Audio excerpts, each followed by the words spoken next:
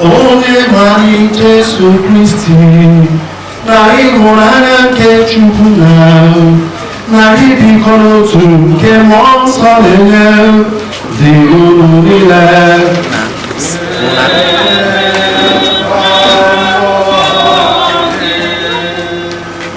n'afa Chineke na n'afa St. Albert the Great anyị na-anabata anyị kemgbe anyị na-ekele Chukwu onye nyere anyị amalite ụbọchị taata nye anyị ezigbo ọnọdụ Eucharistia ka ihe Chukwu mgbara maka njọ anyị. Ekwupụta m gwa Chineke ji ike niile na ụmụnne m emegheela m nke ukwuu site n'echiche, okwu na omume na site n'ịhapụ ezi omume o kwesịrị ha m ga-eme site na mmehie m nke kasị ukwuu. Ya ka m ji ayọ Maria dị ngọzi Virgin ọkpụ na ndị mmụọ ọma na ndị nsọ niile na ụlọ ụmụnne m kụrụ ọbara m osebụla ụwa Chukwu anyị arịrịọ ka Chineke ji ike niile mere anyị ebere gbaghara anyị njọ anyị ga duru anyị na ndụ ebighị ebi. Onye nwe anyị mee ebere, Kristi mee ebere, onye nwe anyị mee ebere. Ka anyị rịọ arịrịọ.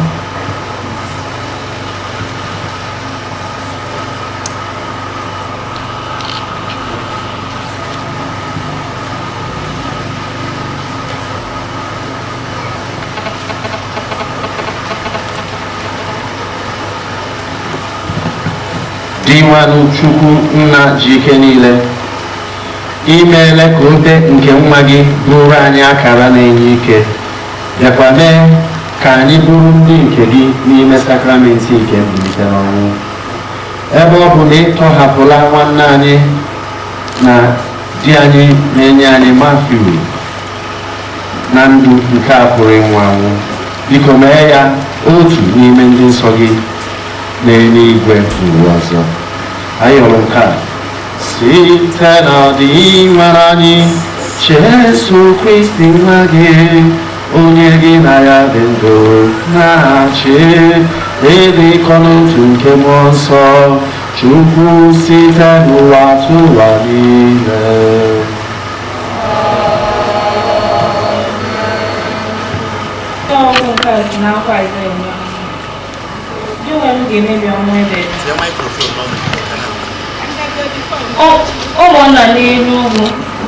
ụmụnna n'elu ugwu nke a ka osebụrụwa nke igwe ndị agha ga-esiri mmadụ niile nnukwu oriri. Ọ bụ ebe a ka ọ ga-anọ mebie akwa ụjụ megidere mmadụ niile na mba niile. Ọ ga-emebi ọnwụ ebighị ebi. Osebụrụwa ga-ehichapụ anya mmiri dị n'ihu ọbụla. Ọ ga-esikwa n'ụwa kpochapụ amamikpe ọbụla dị nke ya. Ọ bụ osebụrụwa kwuru nke a ga-ekwu n'ụbọchị ahụ sị, lee, onye a bụ Chukwu anyị na-eche ka ọ bịa zọpụta anyị. Dị nwanụ bụ onye anyị chefuru na ya, ka anyị hụrụ ya na anyị hụrụ ya, n'ihi na ọ ga-azọpụta anyị. Okwu nke osebụrụwa. Abụọ na otu ụbọchị na be gị ka mma karịa nnupụrụ nnu n'ebe ọzọ. Otu ụbọchị na be gị ka mma karịa nnupụrụ nnu n'ebe ọzọ.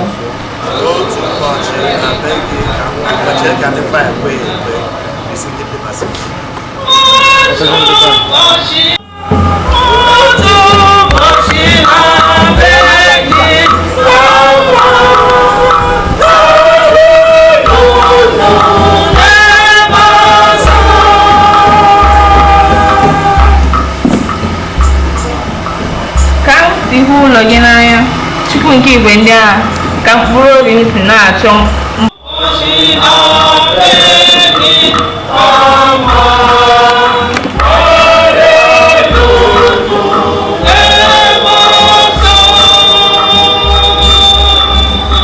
Eleka asụkago ụmụ ya, ayọrọ asụkago ụmụ ya, maka ụmụ ya na ebe ọ ka gị Chukwu nke igwe ndị agha.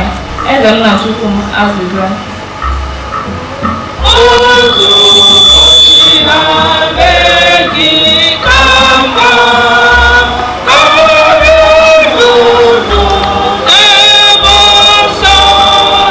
Ahụrụ ịbụ nke ndị bi na gị ebe ebe na-ekwukwa otuto gị.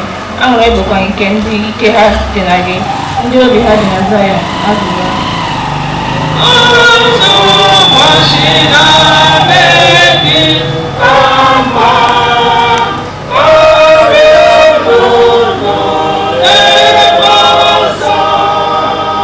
Otu ụbọchị na-abịa gị ka mma karịa ụbọchị abụọ na ọgụ n'ebe ọzọ. Sọọsọ ịkwụrụ n'ụzọ ụlọ Chukwu ka mma karịa ibi n'etiti ndị ajọ mmadụ. Azịza. Otu ụbọchị na-abịa gị ka mma karịa n'ụlọ ebe ọzọ. N'ihi na Chukwu bụ onye ọgụ na onye nchebe, onye na-enye amara otuto. Chukwu anaghị ajụ ndị na-ebi ndụ na-enwetaghị etu etu ọbụla. Azịza. Otu ụbọchị na-abịa gị ka mma karịa n'ụlọ ebe ọzọ. Ihe ọgọ wetara n'akwụkwọ mkpughe.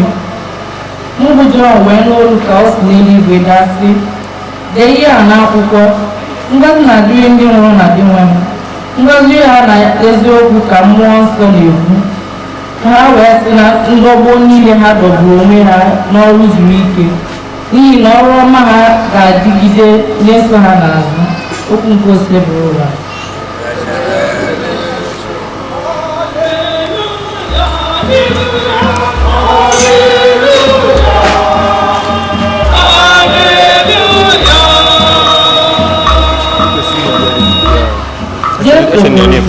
Abụrụ mbilite n'ọnwụ na ndụ. Onye ọbụla nke kwenyere na m agaghị anwụ n'ọrịa.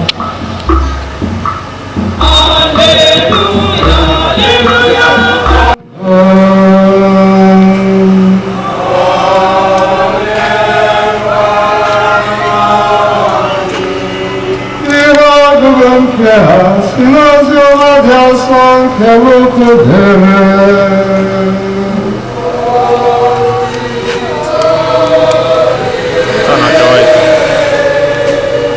Ojima wese mimi sotelo monda no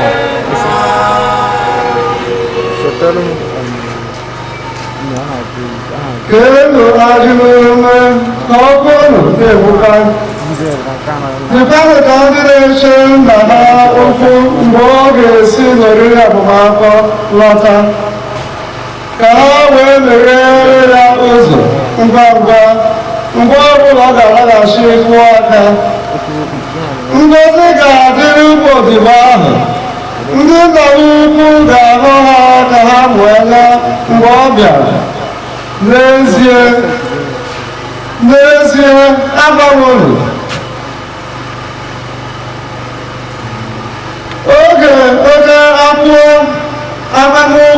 Oge ka abalị ukwu mee ka ha nọdụ n'oche nri bịa gbara ha odibo. Ọ bụrụ na ọ ga-abịa na nche nke abụọ maọbụ na nke atọ n'isi ụtụtụ, ụmụaka ha nọ na-eche, ngọzi ga-adịrị ụmụ odibo ahụ. Ma ọ bụrụ nke a, ọ bụrụ na nna nwe ụlọ nwata nri oge elekere onye ohi ga-abịa, ọ ga na-eche nche. Ọ gaghị ahapụ ụlọ ya ka onye ohi gụpuo ya. Unu ga-adịkwa njikere n'ihi na nwa nke mmadụ na-abịa n'oge na-atụghị anya. Ozi ọma nke ose bụrụ ụwa.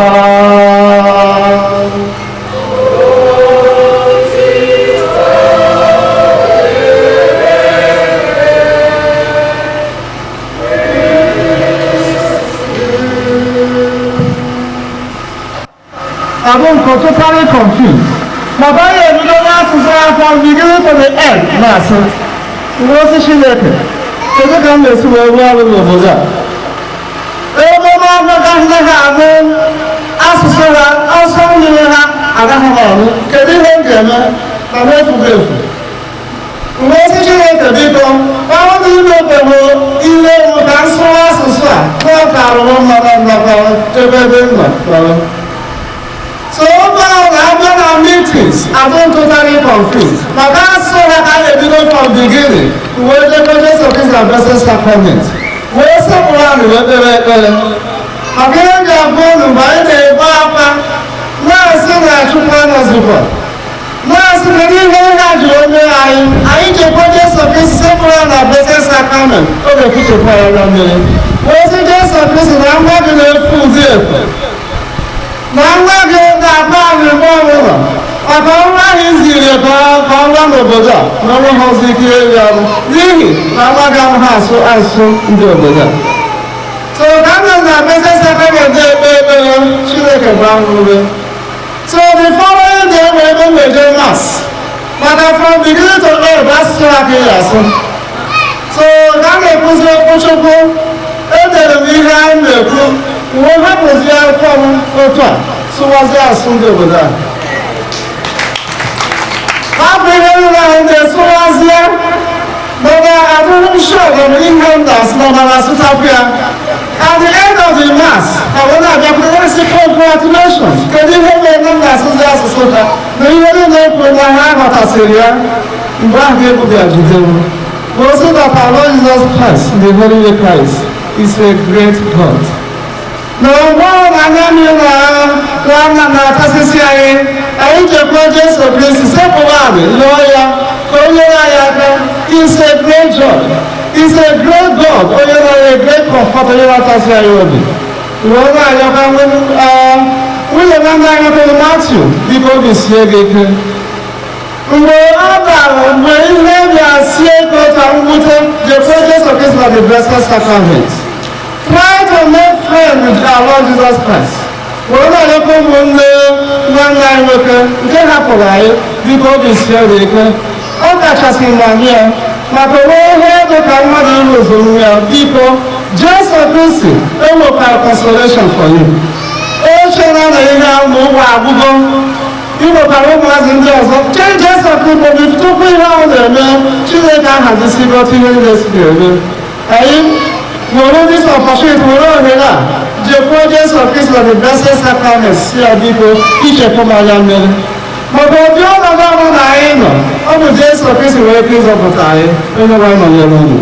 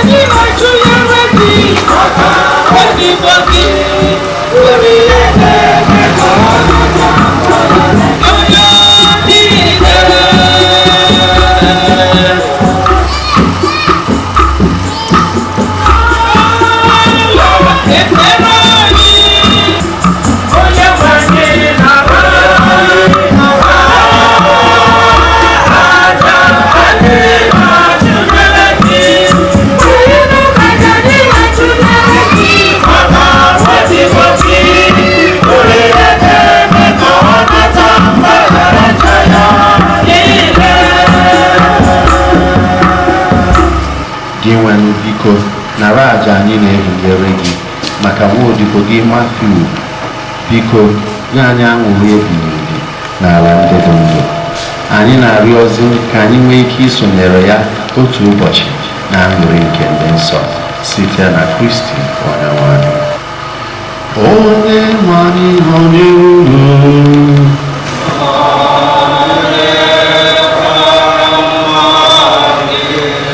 welite n'obi unu elu,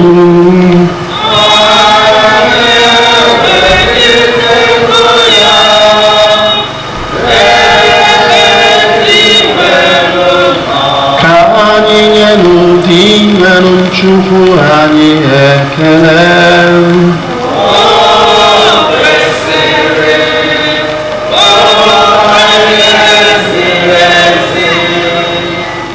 kwesịrị ezie bụrụkwa ihe zuru ezi ọrụrịrị anyị na nzọpụta anyị, na anyị ga-enye gị ekele oge niile n'ebe niile dị nwanụ. O nna dị nsọ, Chineke ji ike niile, onye dị ụwa tụ ụwa site na Kristi dị nwanụ anyị, n'ihi na ya onwe ya bụ otu onye ahụ nabatara ọnwụ ka anyị niile wee ghara ịnwụ. N'ezie, ya bụ otu onye họrọ ịnwụ ọnwụ ka anyị niile wee dịrị gị ndụ ebighị ebi.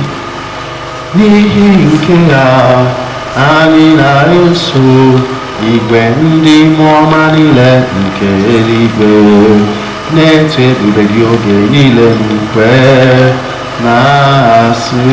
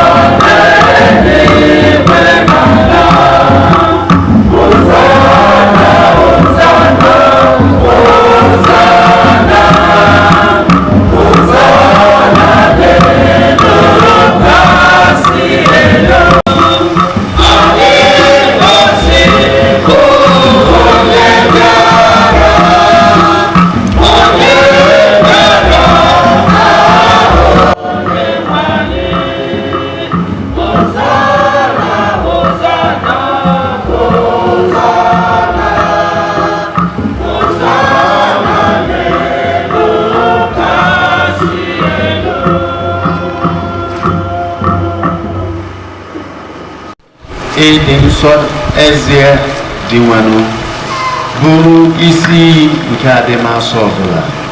Ya mere, anyị na-arịọ ka ido onyinye ndị a nsọ site n'ikukwasị ha mmụọ gị, ka ha wee ghọrọ anyị ahụ na ọbara nke Onyenwe anyị Jesu Kristi, onye mgbe o kwetara ka ebunye ya n'ahụhụ ọnwụ were achịcha ka ọ na-enye ekele na waa ya nye ya ụmụazụ ya, na-asị, "Naranụ nke a, rienụ ya unu niile, nke a bụ ahụ m nke a ga-eburu nye maka unu."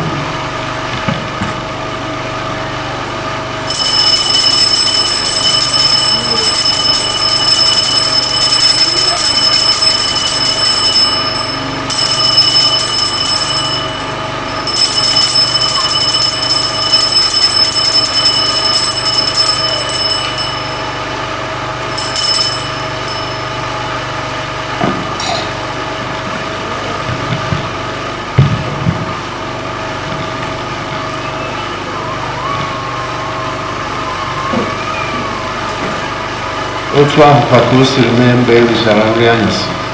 O buru iko nsọ ka ọ na-enyekwa ekele, bunye ya ụmụazụ ya, na-asị, "Naranụ nke a, ṅụọnụ ya unu niile, nke a bụ iko nsọ nke ọbara m, nke ọgbụgba ndụ ọhụrụ dị ebighị ebi. A ga-agba ya n'ihi unu na n'ihi imerime mmadụ, ka e were gbaghara njọ ga. Na-emenụ nke a na nchekwa."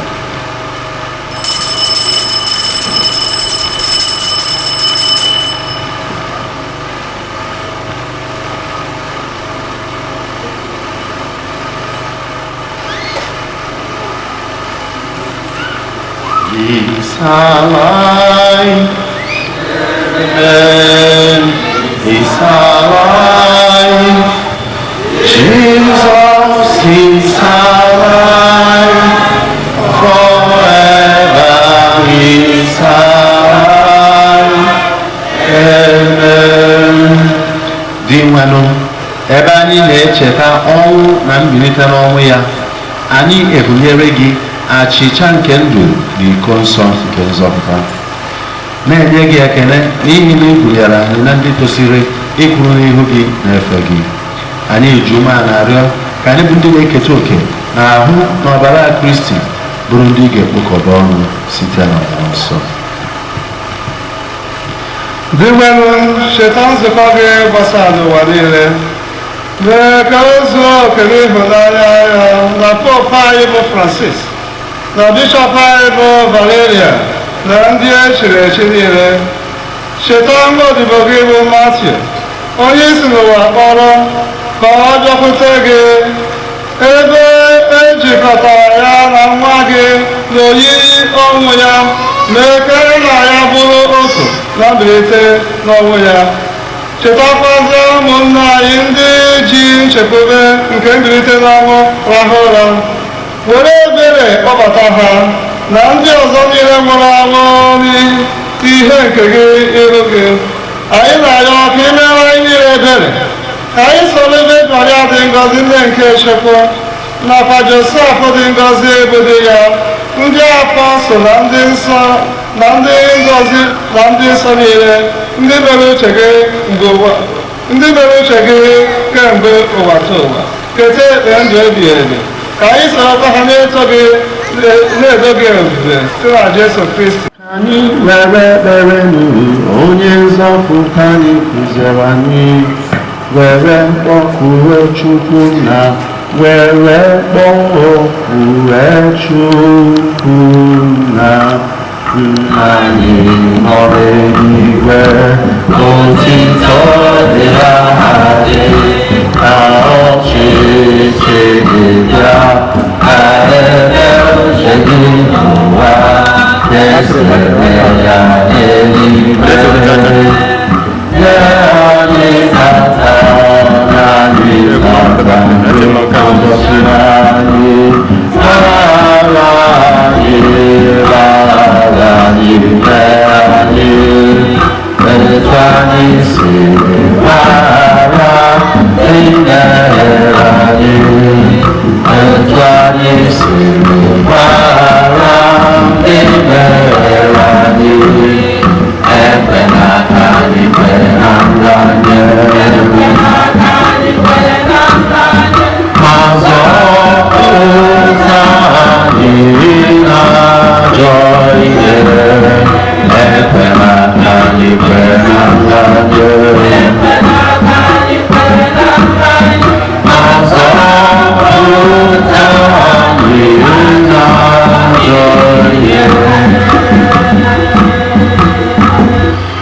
Anyị na-arịọ gị ohu sepụrụ ụwa na ajọ ihe niile, were ebere n'udo n'oge nke anyị, site n'inye aka ebere gị, ka azọpụta anyị na njọ oge niile. Anyị ewere gbarahụ nsogbu niile, were nchekwube dị nsọ na-atụ anya maka mbịaghachi nke onye nzọpụta anyị Jesu Kristi.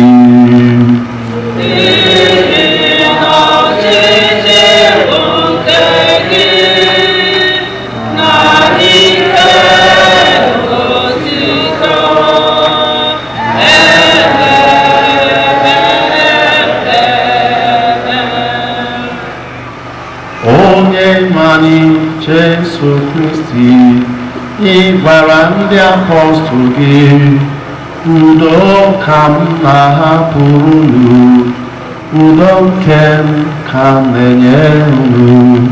Elekwala anya na njọ anyị ga, kama lekwasị anya n'okwukwe nzukọ gị. Nye gị udo na ịdịkọ n'otu mgbe niile, uche gị siri chọọ. Gị bụ onye dị ndụ na-achị ebighị ebi, ebighị ebi.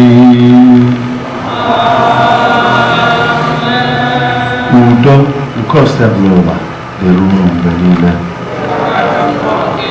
Ka anyị nyerịta n'onwe anyị ekele nke udo.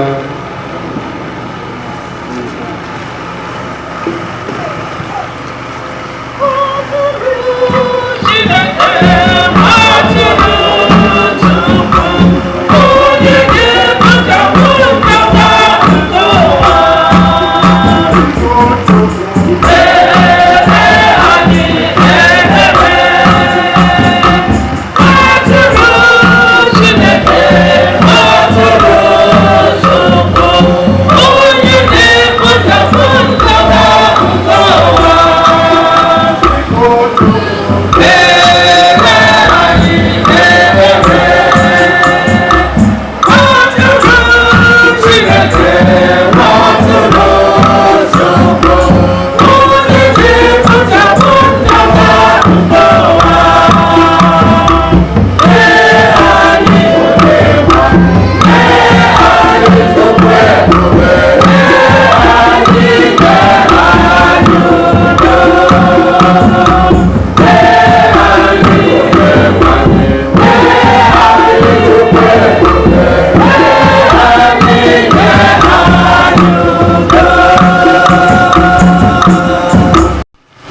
lee nwa atụrụ nke Chukwu, lee Jesu Kristi onye bụ mbilite n'ọnwụ na ndụ.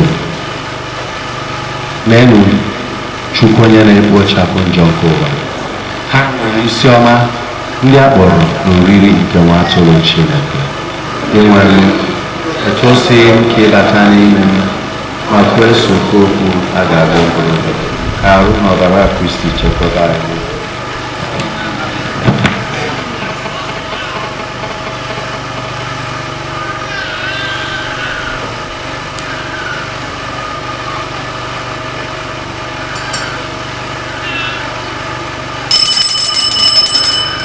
Ayo tu para tu dia saya bagi haka.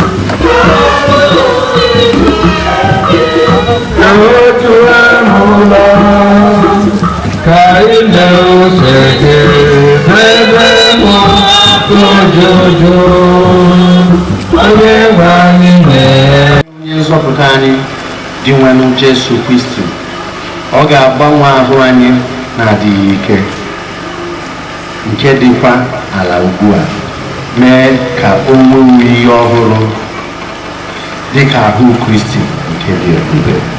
Ka anyị rịọ arịrịọ.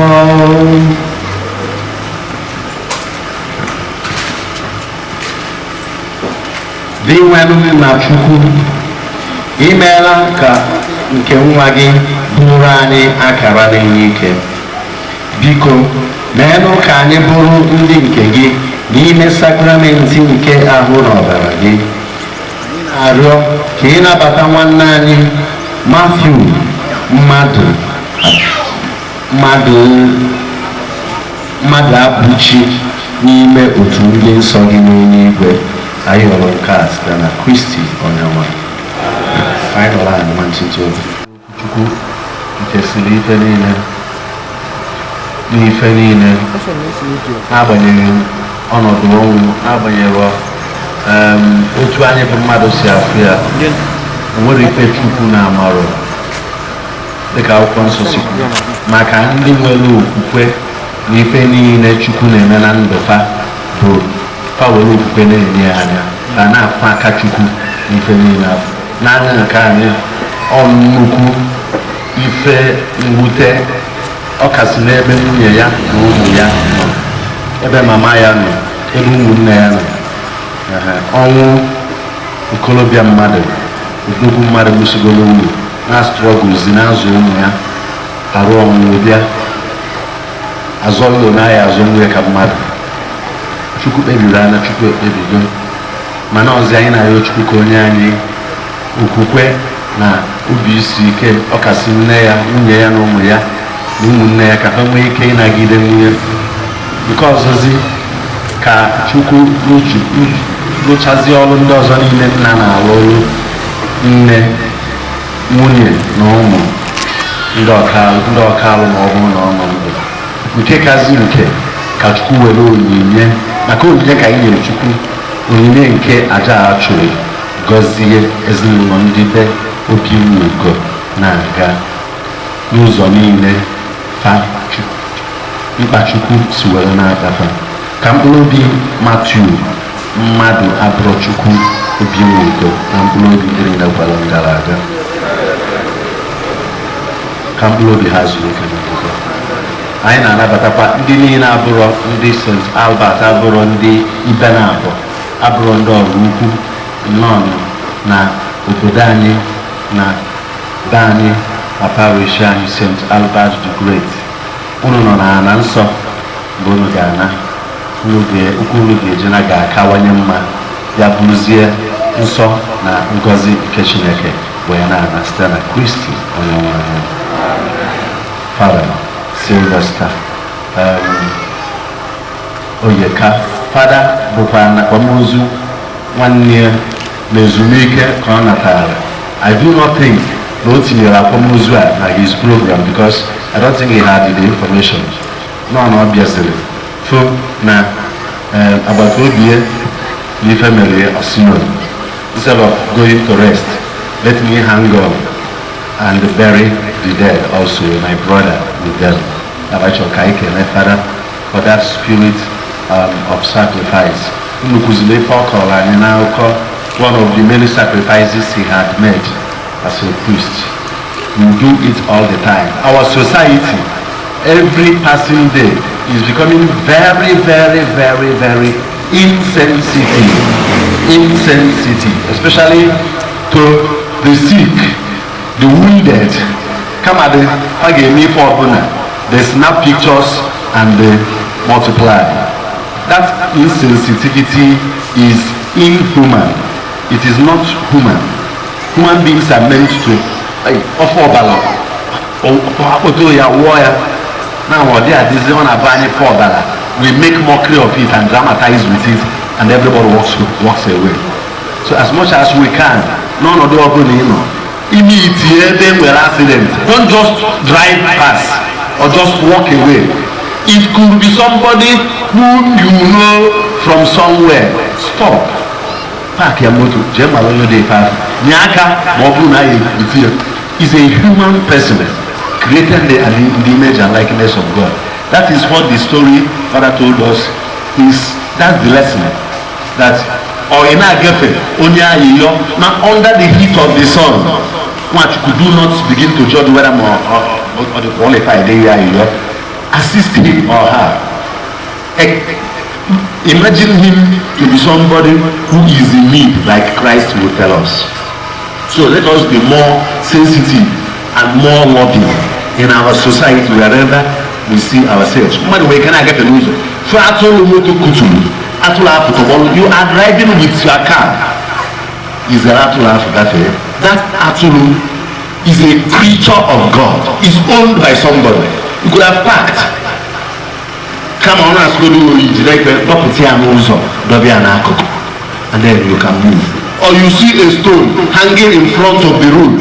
Everybody drives and avoids it. You park, remove that stone. That is why we are humans. Sensitiveness. You remove that stone so that nobody else will jam that stone. Not for you, but for someone else whom certainly you will not know.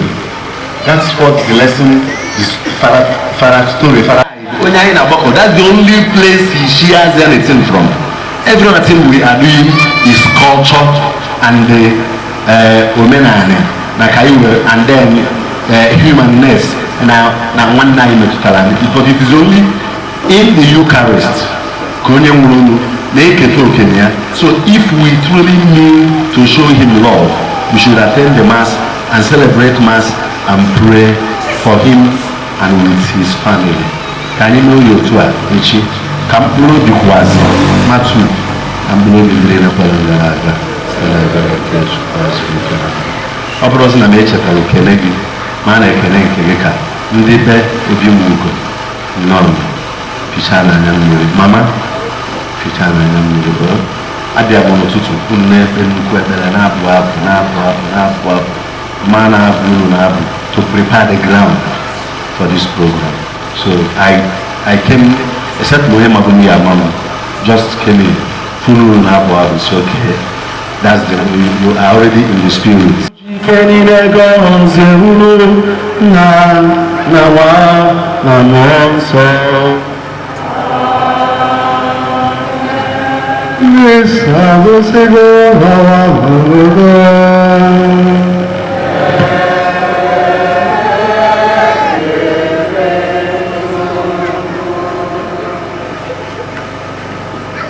Makanya ayo tutup. Bagaimana?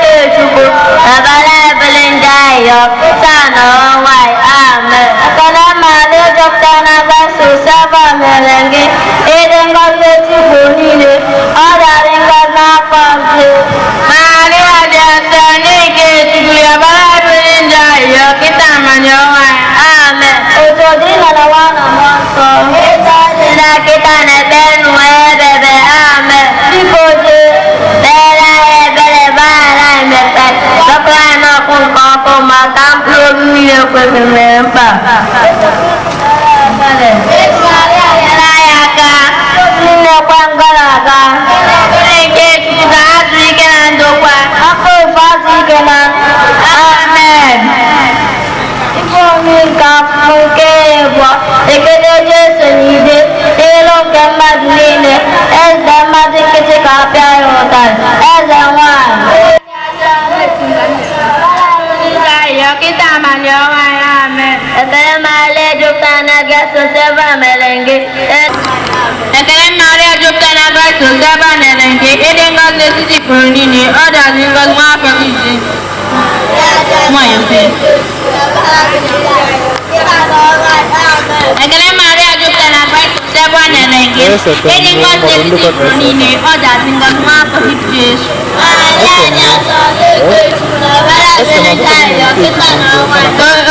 Otunya na mwana monso. Biko Jesu.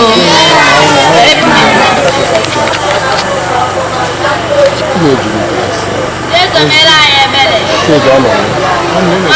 Kampulobi matu. Obinwugo kampulobi nini ekwe ngalaga. Kampulobi fazike na ndokwa. Yes, we get it. Oh, different. I keep it. Not probably. I'm probably fast weekend and do far. I can let the wine there, so. If I move a part of Lachapana book, the guy is going to make no now. No one America. Now, when I can, when I pull out, never can ever let it. The book is to buy up that. Now, they mark for the Muslims. Lady accommodate my dance of his marriage. The Malaya, you need to put your song.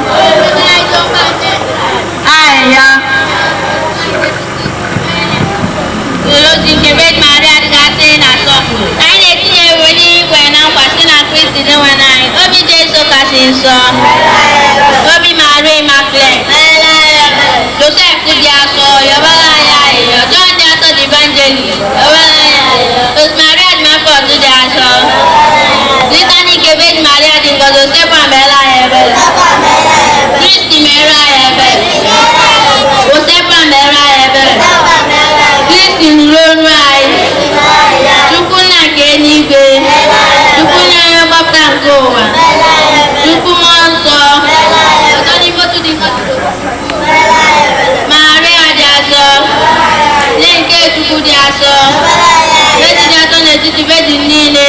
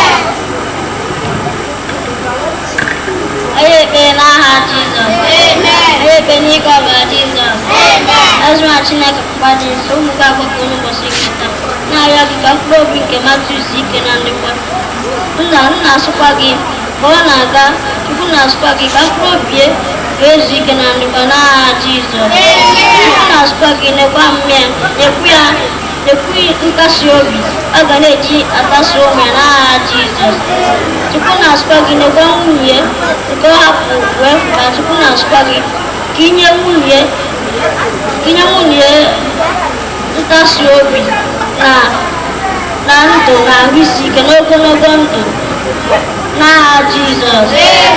Ọ na-asịkwa gị n'okwu ụmụ ya ka inye ụmụ ya inye nwunye ego nke oge na-eji asụlata ụmụ ya ka ha wee na-atụ okwu nke Chukwu n'aha Jizọs. Ha ga-abụ mgbe ha ga-eto ha ga na-enye gị ekele n'aha Jizọs. Anyị ebe n'aha Jizọs.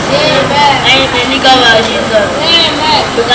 Anyị agbakọ n'ụbọchị nke tata na-ekele gị otu isi ma etiti n'ala ndị dị ebe anyị ji abụ otuto na anwụli na-abịa ebe Chukwu Papa dị nsọ mmadụ Obinwugo ka mkpụrụ obi ya dị ike na ndịkwa n'aha Jizọs. Ka ọnwụ ghara ịbịazie ha na famili n'aha Jizọs. Ka ọ bụ sa nwere n'aha Jizọs. Onweghị ihe egbochi ya n'aha Jizọs. Ngo onye ghara ya gaziele n'aha Jizọs.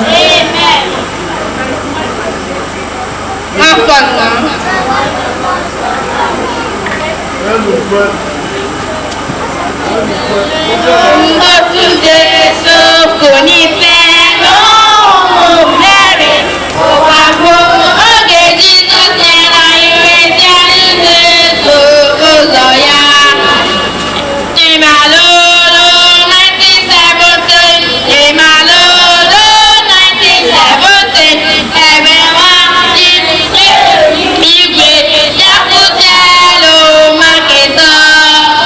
Aha ya bụ Uzi, aha ya bụ Francisco, aha ya bụ Jesita. Ụmụakịta n'obodo nke Fatima, anyị ekpesigo ekpere, anyị ekpesigo ekpere. Ụmụ okpokoro na-ekpesigo ekpere, nwanne m ọmasị gị bịa, ọmasị gị gị apụbara okwu Chineke enweghị ọdịda kama okwu ya gada ebiwe n'ụwa gabiga okwu Chineke enweghị ọdịda. Obi dị atọ Jesu, obi dị atọ Jesu, obi dị atọ Jesu. Mary nne m, I love you, ahụrụ gị n'anya, ịma ya dị n'obi, don't forget echezọkwana m. When you go mgbe na-aga, remember me, chezọkwa m.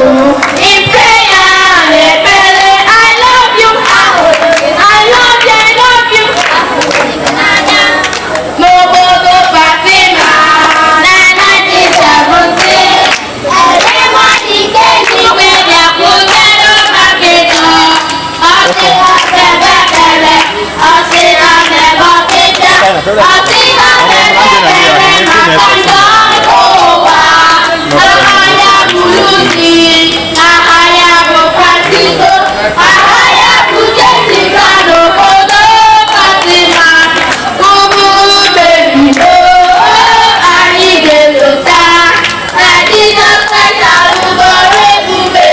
Udo dịrị anyị, udo dịrị anyị, udo dịrị Chukwu na Jizọs Kraịst arụgoro ebube. Ndokwa dịrị anyị, ndokwa dịrị anyị, otito dịrị Chukwu na Jizọs Kraịst arụgoro ebube. Ụmụnne m, ụmụnna m, ụmụ agbọghọ, ụmụ agbọghọbịa, mebenụ ezomume, ezomume na nchekwube, bịabanụ n'ụlọ. Anyị na-ekele unu. Ọbịbịa nke unu nyere anyị aka wee kwere nwanne anyị nwa Chioma na Uche. O musa anyị anọ n'afọ ebe a. Anyị ejighị anyị. O musa anyị anọ. Anyị na-ekele unu maka anyị sị na Chineke ga-eme ka ọbịbịa anyị unu na-abịa ka ọ kpọji unu mmadụ n'aha Jizọs. Onye ahụ agba akwụkwọ otu ndị ga-agba akwụkwọ n'aha Jizọs. Ndị na-ebisiga ebe ga-achere n'aha Jizọs. Ndị enyere nne na nna ya respect. Ebe kịta respect ya n'aha Jizọs. Na Chineke na-eru n'udo unu maka anyị kpọọ ewusi na-ekpọrọ m nwanne m nwoke mmadụ. Daalụ nwere m na nwee nnukwu anyị elu. Daalụ n'ihi Emeka. Unu ji bịa ya na n'aha Jizọs. very much.